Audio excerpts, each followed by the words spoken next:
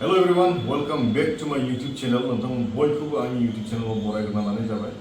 बोथोरा बिराद गाज्रि, अखा हागासिनो दङ। ओमफ्राय दा टाउन सेरावनो दङ। टाउन सेर माने टाउन गेजेरावनो दं बुंजायो। ओमफ्राय गारि मटरनि साउन्डआ एसे हाबदों जानांगौ। बिनि थाखाय नोंथांमोनाव गिबियावनो आं सरि बिग्रोनाय जाबाय। ओमफ्राय दिनैनि भिडिअ'आ ओरैबायदि जागोन लोगोफोर, मोनसे इम्पर्टेन्ट मेसेज एबा इनफरमेसन आं नोंथांमोननि थाखाय लाना फैदों। बे ब्लगआ ओरैबायदि जागोन, आं सिगाङावहाय फंनैसो बाथ्रा बुंग्रोनो। जायफ्रानाखि दायो रिसेन्टलि दाख्लैसो सोरबा मेट्रिक पास जाबाय एबा सोरबा एचएस पास जाबाय, बिथांमोननि थाखाय बिराद इम्पर्टेन्ट। दा सोरबाया मेट्रिक पास जानानैहाय ओरैनो थादोंबो जानांगौ, कलेजाव एडमिसन लागासिनो, एबा सोरबा एचएस पास खालामनानै ओरैनो थादों जानांगौ। नाथाय नोंथाङा थांनानै थानायनि थाखाय माबा मोनसे मोजां एबा फिउचारनि थाखाय माबा मोनसेखौथ' सानहरनांगोन ना। दा बेजों लोब्बा लानानै आं बे भिडिअखौ नोंथांमोननि सिगाङाव लाना फैदों। दा मोजां बाथ्रा बेनो, नोंथाङा जुदि फरायनो बाबाय होननानै थादोंब्ला एबा फरायब्लाबो जेबो जाहैया बेखौ नुहुरदोंब्ला, आजिखालि गोबां बेबायदिनो फरायनानै थानाय साख्रि मावै एबा साख्रि मोनै एबा जब थाथ'नाय लाइमोनफोर दङ। दा नोंथांमोना साख्रिजोंल' नङा एबा गिदिरथार फरायनांगौ बेल' नङा, गिदिरथार फरायनाल' साख्रि मोनगोन बे नङा। दा इसेल' फरायनायजोंबो माबा मोनसे थांनानै थानायनि थाखाय नोंथाङा राहा लानो हागोन। नैबेनि सायाव आं मोनसे भिडिअ लाना फैदों। दा बे जाहैबाय उदालगुरियाव थानाय BDF बड'लेण्ड डेभेलपमेन्ट फाउन्डेसन। नोंथांमोना खोनाबाय जानांगौ, स्पेसियेलि जायफ्रा उदालगुरिनि बिथांमोनाथ' निस्सय मोनथिखागोन। नट अनलि उदालगुरि, क'क्राझारनिफ्राय लानानैहाय जोंनि BTCआव गासैबो डिस्ट्रिक्ट, क'क्राझार, चिरां, बाक्सा, दाथ' तामुलपुरबो जाबाय, ओमफ्राय उदालगुरियाव थाखानाय। दा नोंथांमोना बे BDF बड'लेण्ड डेभेलपमेन्ट फाउन्डेसन नैबेहाय मोनसे डिप्ल'मा कर्स होनो हानाय मोनसे बेबायदि दङ, इनस्टिटिउट दङ। बे आं नोंथांमोननो स्क्रिनाव होखानाय कन्टेक्ट नाम्बार, बेहाय नोंथांमोना कन्टेक्ट खालामनो हागोन एबा सोंहरनो हागोन माबायदि होननानैहाय। दा आं एसे डिटेल्स नोंथांमोननो होनो, आरो डिसक्रिपसनावबो आं बिथांमोननि वेबसाइटखौ आं होना होदों। ओमफ्राय दा खोथाया जाहैबाय, एडमिसना अलरेडि अपेन जाबाय, दा जागासिनो दङ। बेहाय एडमिसन लानोब्ला नोंथांमोना बै होनाय नाम्बारावहाय कन्टेक्ट खालामनो हागोन एबा फुल डिटेल्स नोंथांमोना सोंहरनो हागोन। जास्ट बेहाय ओरैबायदि दङ, वान टाइम एडमिसननि थाखायहाय 5,000 बेहाय फी दङ। नोंथांमोना बेखौ होनानै एडमिसन लानो हागोन। ओमफ्राय बेयो 3 इयार्सनि कर्स जागोन आरो बेहाय ओरैबायदि फेसिलिटि दङ। सोरबाया जुदि गोजाननि मानसिब्ला, जेरै जोंनि क'क्राझार, चिरां, बाक्सा एसे गोजानानो जायो हान्थिनो थांलाय फैलाय खालामनो थाखायहाय, नोंथांमोना हस्टेलनि फेसिलिटि मोननो हागोन। हस्टेलाव थानानैनो बेहाय नोंथांमोना डिप्ल'मा एबा बे डिग्रि कर्सखौ नोंथांमोना लानो हागोन। ओमफ्राय उदालगुरिनाथ' खाथिखा नालाय, बिसोरो न'निफ्रायबो थांलाय फैलाय खालामनो हागोन। दा बेनो 10 पास एबा 12 पास खालामनानै थानाय जाय फंबायफोरा, बिदिखौथ' फंबायफोरा बुंनांसिगोन, जेनेबा जों बिसोरनिबो बैसोआ एसे बारलांबाय नालाय, बे हिसाबै आं फंबायखौनो बुंबाय। नोंथांमोना ओरैनो थाबाय थानो नाङा, बे कर्सखौ लानो हागोन। आरो कर्स जोबखांनायनि उनावहाय मा खालामगोन बेखौबो नोंथांमोना सिन्था खालामनांगौ गैया। मानो होनोब्ला नोंथांमोना बे इनस्टिटिउटआवनो नोंथांमोना मोनथिखागोन कि बोरै मा लाइनजों थाङोब्ला नोंथांमोननि बे कर्सखौ एबा डिग्री फोजोबनायनि उनावहाय नोंथांमोना मा लाइन लानो हागोन, बेखौहाय बे इनस्टिटिउटआनो नोंथांमोनहाय राहाखौ होगोन। स' दायो आं नोंथांमोननो कर्सफोरखौ आं डिटेल्सै खिन्थानि। कर्सफोरा ओरैबायदि, कर्सेस वी अफार, बिसोरो जाय कर्सखौ नोंथांमोननो होगोन नैबे ओरैबायदि जागोन। BVOC in electrical system and maintenance, बेयो जाहैबाय 3 इयार्स। ओमफ्राय नेक्स्टआव दङ BVOC इन अट'मबाइल्स टेक्न'लजि, बेबो 3 बोसोरनि थाखाय 3 इयार्स। ओमफ्राय ITI इन इलेक्ट्रिशियान, बे 2 इयार्स, बोसोरनैनि थाखाय आन्डार NCVT, बे अलरेडि NCVT-जोंहाय बे एफिलिएटेड एबा टाइप जाखानाय। ओमफ्राय दङ जाहैबाय ITI इन फिटार, 2 इयार्स आन्डार NCVT, बेबो NCVT-जोंहाय टाइप जानाय 2 इयार्सनि कर्स।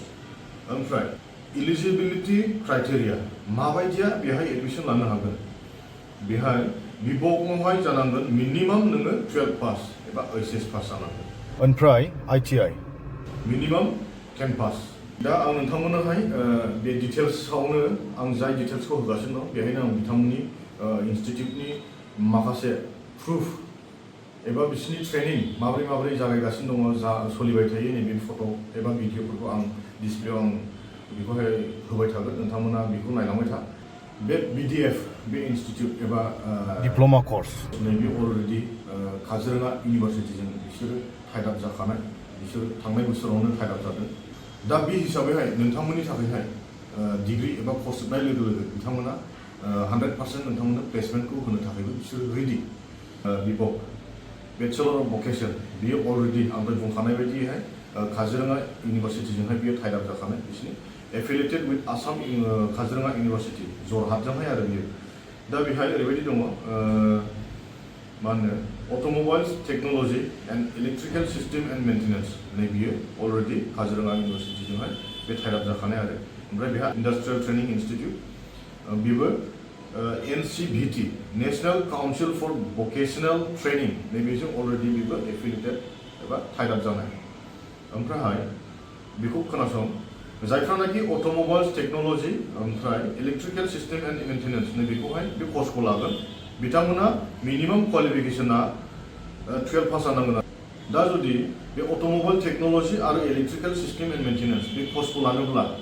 फंबायमोना मा जानांगोन 12 पास जानांगोन आरो ओमफ्राय नेक्स्टआव दङ इलेक्ट्रिशियान एन्ड फिटार नैबे कर्सनि थाखायहाय 10 पासआनो काफि दा नोंथांमोना बे कर्सखौ फोजोबनायनि उनावहाय नोंथांमोनथ' जब अपरचुनिटि नांगौ नालाय बिनि थाखाय नोंथांमोना खुनु टेनसन लानाङा बेहाय ओरैबायदि दङ अट'मबाइल टेक्न'लजि नैबे कर्सखौ फोजोबनायनि उनावहाय बेहाय दङ जाहैबाय automobile service technician workshop supervisor vehicle ओमफ्राय service adviser auto' dealership quality control inspector अट'मबाइलावनो बेबो ओमफ्राय अट' स्पेयार पार्ट्स मेनेजार ओमफ्राय टेक्निकेल ट्रेनार बे नोंथांनि थाखायहाय इजि जागोन आरो ओमफ्राय जायफ्रानाखि इलेक्ट्रिकेल सिस्टेम एन्ड मेन्टेनेन्स बेखौ फोजोबो नोंथांमोननि थाखायहाय ओरैबायदि जागोन इलेक्ट्रिकेल मेन्टेनेन्स टेकनिशियान एबा साइट इलेक्ट्रिशियान कन्स्ट्राक्सन इन्डास्ट्रि नोंथांमोना माखासे इन्डास्ट्रि एबा कन्स्ट्राक्सनफ्रावहायबो खामानि मावनो थाखाय अपरचुनिटि मोनगोन ओमफ्राय इलेक्ट्रिकेल सुपारभाइजार जानो हागोन मेनुएल राइटिं एन्ड टेस्टिं टेकनिशियान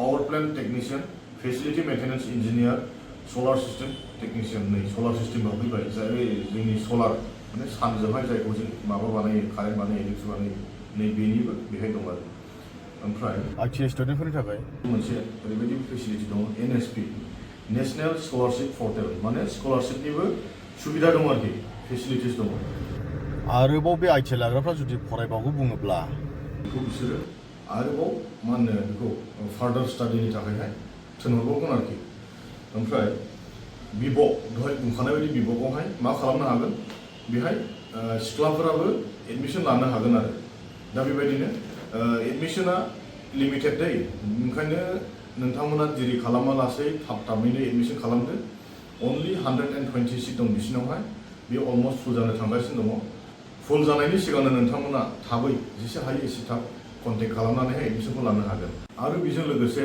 आं डिसक्रिपसनावबो होनो हागोन बिथांमोननि बे इनस्टिटिउटनि लकेसन बेयो एक्जेक्टलि उदालगुरि साब खायथि होनना बुङो उदालगुरि टाउननि इसे सोनाबथिंहाय जुदि जोङो चिरां क'क्राझार बाक्सा जानानै थाङो तामुलपुर जानानै थाङो जों उदालगुरि टाउन मोननाय इसे सिगां साब खायथि जायगानि मुङा नैबे जायगायावनो दङ बियो बेजों लोगोसे एडमिसननि रेजिस्ट्रेसन लिंक नोंथांमोना बेखौहाय बे डिसप्लेयावबो नाय आरो डिसक्रिपसनाव हाबनानै थां डिसक्रिपसनाव हाबोब्लानो नोंथांमोना डाइरेक्ट मोनगोन दा नोंथांमोना क्लियारै बुजिजोब्बाय जानांगौ आरो बुजियाखैब्ला बे होखानाय नाम्बारावनो नोंथांमोना डिटेल्स सोंहरनो हागोन ओमफ्राय उइदाउट एनि डिले गो फर इट ग्रेट अपरचुनिटिया नोंथांमोनखौ नेबाय थाया नोङो बे मोजां समखौहाय जेरै दा जोंनि माबायावहाय ओनसोलफ्रावहाय बिराद गोबां आनइमप्लयड इयुथ्सफ्रा ओरैनो गोदाव सोराव आन्दायलाबायनानै दङ दा बेफोरनि थाखायहाय स्पेसियेलि जोंनि बड'लेण्ड एरिया एबा बड'लेण्ड रिजनावहाय